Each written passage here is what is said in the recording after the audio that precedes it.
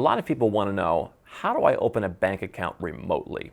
Anytime we talk here on YouTube, on nomadcapitalist.com, or anywhere I go about bank account opening, someone is sure to say, can I open the account without going there? There's this idea that opening bank accounts from your living room couch is the best way to go.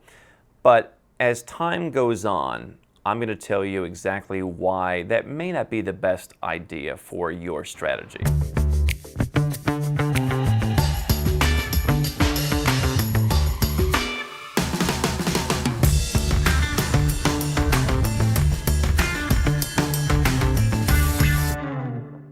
Hi, I'm Andrew Henderson, and I understand the appeal of wanting to sit in your home, sit in your hotel room, and open a bank account without having to go anywhere. It seems easy, it saves time. But I'm going to share a couple of experiences with you that I've had in the last few months that it would explain to me why in 2019 and beyond, I probably don't want to be opening bank accounts remotely, if at all possible. So I recently went through the account opening process to open an account remotely. I have a company. I have onshore accounts for that company, both in the jurisdiction and near it. But I said, you know what? This is what I do. I'm the Nomad Capitalist. I've got a list of more than 400 banks that my team and I put together. I said, let me open another account. I'll put in 5 or 10 grand. We'll try it out, and we'll let people that we're working with know how it goes. I've had a relationship with this bank for a while, and they seem pretty good. So they say, hey, Andrew, we'd love to have you. Here's the paperwork that we need you to fill out. We need apostilled copies of your all your corporate documents. We need certified true copies of your residential utility bill. We need all these different documents. Certain things need stamps, certain things need seals. Put it all together, scan it, send it to us, we'll take a look and we'll open the account. And that process took me about 3 or 4 months to complete. Now, no doubt, I'm the Nomad. It wasn't my top priority. I didn't have anyone really handling it for me. I was digging in there personally and getting the work done. But you know what? I discovered some little issues along the way. The place where I wanted to give them a utility bill from doesn't put your name on the utility bill. They just come and stick it under your door, and there's no names on utility bills. So I had to figure out a different way to do it. Then I had to get a bank statement to have certified. Then I had to, basically, go through a lot of steps to give this bank what they wanted. And there was a lot of confusion involved. It took 3 or 4 months. Now, your situation may not be the same as mine. You may have a utility bill with your name on it. You may have a lawyer where you live, if it's in the US, Canada, Australia, whatever. You could just go and certify it. You can get it done pretty quickly. But if you've got any kind of unique situation, if you're running an offshore company, if there's any kind of different moving parts involved, it may take you a lot longer. Versus when I wanted to open an account for that company in Singapore, I called my contact in Singapore. I flew to Singapore. I had a 1-hour meeting, and I left, and 2 weeks later they sent me a big package of stuff to use my account. For me, spending the 1 hour going to Singapore, where I could also go and meet the gold guy. I could also go and get my favorite, laksa for lunch. I could, look around at, the opportunity if I wanted to live there. I could do some shopping, whatever. For me, as a traveler, going to Singapore, meeting the banker face to face was a lot better than spending all that time filling out the forms.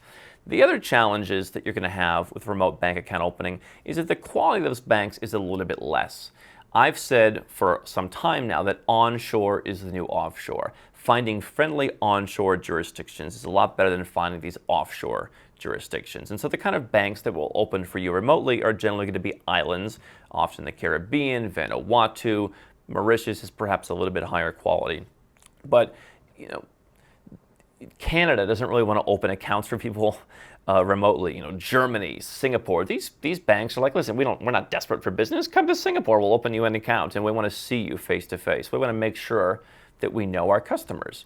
And so the criteria for these banks that do remote openings are, they figure, hey, you know what? No one's going to come to St. Vincent and the Grenadines to open an account. It's practically impossible that people would do that. So we'll do it through correspondence.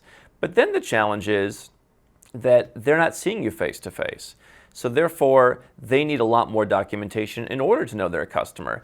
And it's not just up front all the time. Sometimes 6 months later, there'll be some directive come down from, let's say, the US, and all the little banks will freak out. And they'll say, hold on, now we need more stuff from you. And again, you won't be able just to go there. You'll need to put together your stack of papers and you'll need to send it to them. They may ask for more ongoing documents, right? Now, how do they pay for all of that? How do they pay for the compliance work of handling stacks of papers? Well, generally, they're going to charge you higher fees.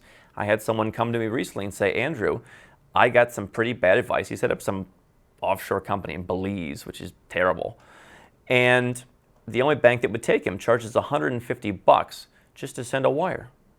They charge like $50 to send a wire. So every time, small amounts of money even are coming and going, that bank that accepted him without a personal visit charges him a much higher fee because they have much higher costs. That's the only way they make money. They're not really connected to the financial system the same way a traditional bank is. In fact, many of these remote opening banks aren't even traditionally banks at all. They're just kind of like a trust account where they farm out the money to other places. They're not making loans, and that can be a good thing, but you're going to pay for it in terms of higher fees. And so the last challenge that I see with remote bank account opening now, and again, speaking to the quality of the banks and the quality of the jurisdictions, is we have a movement towards transparency in the world with FATCA, with CRS. People don't want tax havens anymore. And we can complain about that all we want. We can say that that's wrong. We can say that people should have a place to put their money to feel safe. That's fine. But as a pragmatist, I realize that I don't want to be, have my money in some tiny island that can't defend itself unless I know exactly what's going to happen. And so what we've seen in just the last 6 months, for example, is one of the banks that we worked with saying we can no longer even hold US dollars because after several years of losing one US dollar correspondent account after the other, I think eventually their US dollars were being routed through like Turkey. Okay. That was where you sent, so rather than your US dollars going through a bank in New York or a bank in, somewhere else, it was like all your money goes through Turkey and then it gets sent to them. So after years of having trouble finding banks to route money to them, they finally said, you know what, we're not even going to be able to deal in US dollars anymore. Whatever dollars you have, we got to convert them, potentially at a pretty bad rate. And you're going to have to hold euros or francs or, patakas or something. And that's because the quality of a bank that's in a small jurisdiction that just accepts anybody who can send in some forms is not going to be at the level of a bank that requires you to go there. So my advice is if you're looking for accounts is put together a plan of where and how you're going to open accounts. There's your personal accounts for your personal wealth, your salary payments, storing money that you already have, making investments from, etc. And then your corporate accounts, where you're running your business from, where your customers paying you, where's your merchant account depositing into, etc. Two different kinds of accounts. There are some cases, for example, in Singapore, I have a corporate and a personal at the same bank. They're literally right next door to each other, business and personal branch. Pretty simple. But you need to put together a plan, and this is what we do with people that we help, is we say, okay, let's put together your travel plan. And in our case, along the way, people are doing residences, they're doing passports, they're doing company openings, they're doing investments, they're doing whatever else. And so we just put together their travel plan, going around the world.